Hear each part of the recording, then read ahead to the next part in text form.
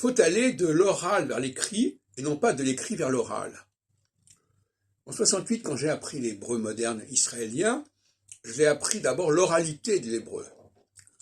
Et cette oralité, ensuite, je suis allé lire des choses, et c'est parce que j'avais cette oralité que j'ai pu décoder et décrypter ce qui était écrit. Parce que l'hébreu, normalement, ne s'écrit pas avec des voyelles. C'est l'hébreu artificiel qui crée des voyelles, comme dans la Bible, comme dans les livres de prière, comme dans certains ouvrages pour débutants en astrologie, en hébraïque.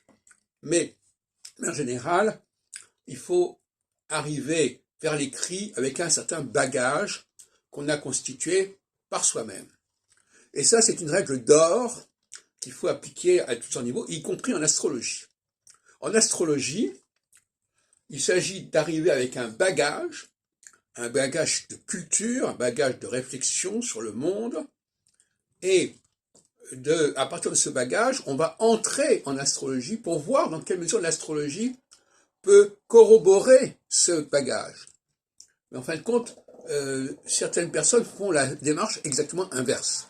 Ils partent de l'astrologie, ils considèrent que l'astrologie va être leur bagage, et ils vont essayer de comprendre le monde à travers cette grille astrologique. Ce qui est aberrant, parce que l'astrologie elle-même, il ne faut pas lui demander plus qu'elle n'a. Elle a pas grand-chose, c'est un peu comme l'écrit. Qu'est-ce que c'est que l'écrit? C'est pas grand-chose, l'écrit. Si on ne sait pas le lire, si on ne comprend pas, ça ne sert pas à grand-chose. Eh bien, c'est la même chose.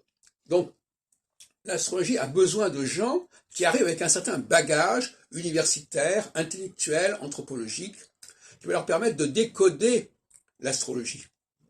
Et ceux qui arrivent uniquement, qui ne passent que par l'astrologie, eh bien, ils stagnent, ils vont nulle part.